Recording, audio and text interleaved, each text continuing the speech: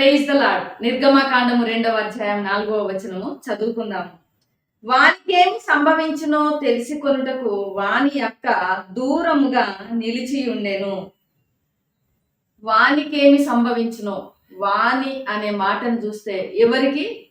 వాని అక్క అన్నప్పుడు మరి అక్కడ ఒక సహోదరి ఉన్నట్టుగా చూస్తున్నాము. ఆ అక్క ఎవరు అని మనం సందర్భమును జ్ఞాపకం చేసుకున్నట్లయితే, గమనించినట్లయితే ఆ అక్క ఎవరో కాదు, యొకెబెతు అమ్రాంల కుమార్తెగా, మోషే అహరోన్ల అక్కగా, మిరియాముగా ఇక్కడ పరిచయం కాబడుచున్నది.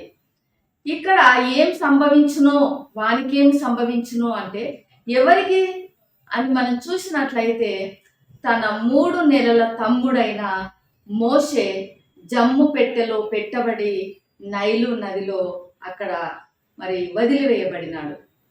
వదిలివేయబడినప్పుడు తన తమ్మునికి ఏం సంభవిస్తున్నదో, ఎవరు వస్తారో, ఎవరు ఆ జమ్ము పెట్టెను చూస్తారో, ఎవరు తీసుకెళ్తారో లేదా తెరిచి చూస్తారో, మరి చూసినప్పుడు నా తమ్ముని పరిస్థితి ఏంటి, నా తమ్ముడు బ్రతికి ఉంటాడా లేదా వాడిని ఎవరైనా తీసుకొని వెళ్ళిపోతారా, ఏం జరుగుతుందో నిమిషము మరి ఎంతో టెన్షన్తో కూడినటువంటి పరిస్థితి ఆ బిడ్డ ఎదుర్కొంటున్నది.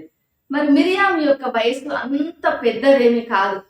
మరి వ్యాఖ్యానకర్తల వారి అభిప్రాయాల ప్రకారం కొందరు ఒక తీరుగా, కొందరు ఇంకో రకంగా మరి ప్రస్తావించారు. కొంతమంది ఏమో ఆమె 10 సంవత్సరాలు లేదా 12 సంవత్సరాలు లేదా 8 సంవత్సరాలు ఈ రీతిగా మరి ఆమె వయస్సును గురించినటువంటి ఆ ప్రస్తావనలు ఉన్నప్పటికీ మిరియాం వయసు అయితే అంత పెద్దదేమి కాదు, చాలా చిన్న వయసు.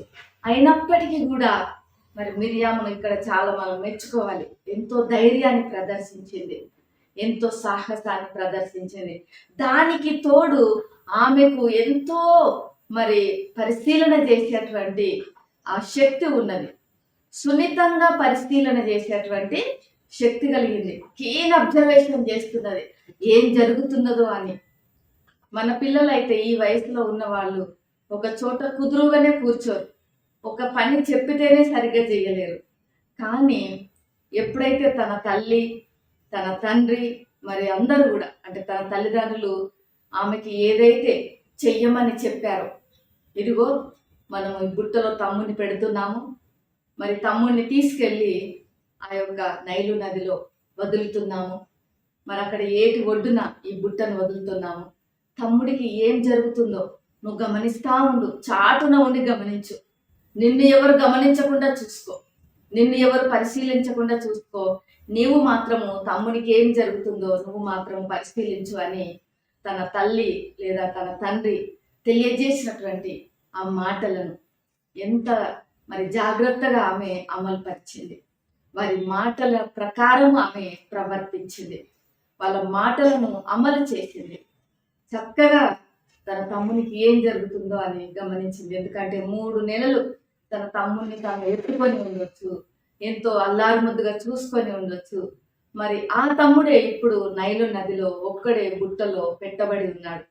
ఆమె కూడా ఎంతో బాధపడి ఉంటుంది. అయ్యో నా తమ్ముడు ఎలా కాపాడుకోవాలి, ఎలా వారిని రక్షించుకోవాలి, నా తమ్ముని ఎలా మరలా పొందుకోవాలి, మరి ఎవరు వస్తారా, మరలా నా తమ్ముడు నాకు దొరుకుతాడా, నా దగ్గరికి వస్తాడా, మరలా మేము మా తమ్ముతో ఆడుకుంటామా, ఎన్నో ప్రశ్నలు, ఎన్నో తలంపులు, ఎన్నో ఆలోచనలు ఆమె చిట్టి మదిలో మెదులుతుండవచ్చు. అయినప్పటికీ వాటిని ఏవిటిని కూడా ఆమె ఎక్స్ప్రెస్ చేయకుండా ఒకే ఒక సంకల్పంతో, ఒకే ఒక దృక్పథంతో ఆమె అక్కడ కదలకుండా గమనిస్తూ ఉన్నది. తన తోడ పుట్టిన తమ్ముడు 3 నెలల వయసున్న వాని గురించే అంతగా ఆమె జాగ్రత్తగా పరిశీలన చేస్తున్నట్లయితే మరి మన దేవుడు, మన సృష్టికర్త, మన పరమ తండ్రి మనల్ని తన హస్తములతో చేసుకున్నాడు. తన స్వరూపంలో తన పోలిక చొప్పున మనల్ని సృష్టించుకున్నాడు. మరి మనల్ని ఆయన ఎంత జాగ్రత్తగా గమనిస్తున్నాడు, మనకేం జరుగుతుందో నిమిషం. ఎందుకంటే ఆయన యొక్క కనుదృష్టి లోకమంతా సంచారం చేయుచున్నది. మన విషయంలో ఎంతో అతి జాగ్రత్తగా ఉంటున్నారు. ఈ లోకం అనేటువంటి నైలు నదిలో మనం కూడా ఉన్నాము. మన చుట్టూ మరి మొసళ్ళ వలె అనేకమైనటువంటి శ్రమలు, ఇబ్బందులు, కష్టాలు మరి చుట్టుకొని ఉన్నవి. అయినప్పటికీ మరి దేవుడు మనలను అనుక్షణం కాపాడడానికి, తన కనుపాప వలె సంరక్షించడానికి ఆయన కనుదృష్టి మన పైన ఉన్నది. మరి యేసు ప్రభువుల వారు అందుకే మన కొరకు ఈ లోకానికి వచ్చారు. మనల్ని సంరక్షించటానికి, మనల్ని కాపాడడానికి, మనల్ని తన యొక్క మరి రక్షణ చేత మనకు విమోచన ఇవ్వటానికి ఆయన ఈ లోకానికి వచ్చారు. నిన్ను విడువను, నిన్ను ఎడబాయనని వాగ్దానం చేశారు. తల్లి విడిచిన, తండ్రి మరచిన, మరువని, విడువని, ఎడబాయని దేవుడు మనకున్నారు. ప్రాణం పోవునంతగా ప్రేమించే దేవుడు మనకున్నారు. ఇక్కడ మోషేని ఏ రీతిగా అయితే తన అక్క కనిపెట్టుచున్నదో, సునిశ్చితంగా పరిశీలన చేయుచున్నదో, ఏం సంభవిస్తుందో నా తమ్మునికి అని ఎంతో ఆతృతతో ఉన్నదో, మరి మన దేవుడు కూడా మన పక్షాన ఆ రీతిగానే ఆలోచన చేయుచున్నాడు. నిమిష నిమిషము, క్షణ క్షణము మనల్ని విడువక, ఎడబాయక మన మీద తన కనుదృష్టి ఉంచి ఉన్నారు. అనేకమైన వాగ్దానాలు ఇచ్చారు. మనం ఎక్కడ భయపడిపోతామో అని ప్రతిరోజు ఒక వాగ్దానం ఇచ్చారు. భయపడకుము అని. మనం ఒంటరిగా ఎక్కడ ఫీల్ అవుతామో అని, నీకు నేను తోడై ఉన్నాను అని వాగ్దానం ఇచ్చారు. కాబట్టి ఈ యొక్క ఉదయకాల సమయంలో ప్రియమైనటువంటి వారలారా, మోషేకు తన అక్క పరిశీలనగా, జాగ్రత్తగా కనిపెట్టుకొని ఉన్నట్టుగా మరి మనకు మన పరమ తండ్రి యేసు ప్రభువుల వారు మన విషయంలో కూడా అంతకంటే ఎక్కువ జాగ్రత్తగా, అంతకంటే ఎక్కువగా మనల్ని కనిపెట్టుకొని ఉంటున్నారు. మన రాకపోకలను కనిపెట్టుకొని ఉంటున్నారు. మన అనారోగ్య పరిస్థితులలో స్వస్థతనివ్వడానికి కనిపెట్టుకొని ఉంటున్నారు. మన ఒంటరి ప్రయాణంలో మనకు తోడుగా ఉంటున్నారు. గాఢాంధకారం లోయలో మనం ప్రయాణం చేసినా మనం భయపడకుండా మనకు కాపరిగా ఉంటున్నారు.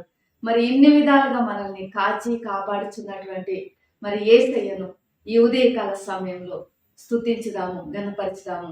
ఈ దినమంతా కూడా ఆయన ఇచ్చే కాపుదలను బట్టి, భద్రతను బట్టి, ఆయన కనుదృష్టి మన మీద ఉన్నది అనేటువంటి సత్యాన్ని బట్టి మనం ఈ రోజంతా కూడా సాగిపోదాము.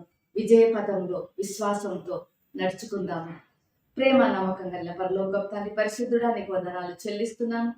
ఈ ఉదయకాల సమయంలో నీ పాద సన్నిధికి వచ్చి ఉన్నాము ప్రభా. మోషేను తన అక్క సునిశ్చితంగా ప్రభా పరిశీలన చేస్తున్నట్లుగా మీరు కూడా సునిశ్చితంగా మమ్మల్ని ఎంతో పరిశీలన చేస్తూ నీ కనుదృష్టి మా పైన ఉంచి మమ్మల్ని విడవక, ఎడబాయక నీ కనుపాప వలెను కాపాడుచున్నందుకు నీకు వందనాలు చెల్లించి, ఈ వీడియో వీక్షిస్తున్న బిడ్డలందరిపైన కూడా నీ కనుదృష్టి ఉంచి వారు చేసే ప్రతి పనిలో కూడా మీరు తోడుగా ఉండమని, మీ హస్తము వారికి తోడుగా ఉంచమని యేసు నామములో ప్రార్థిస్తున్నాను తండ్రి. ఆమేన్. దేవుడు మిమ్మల్ని దీవించుగాక.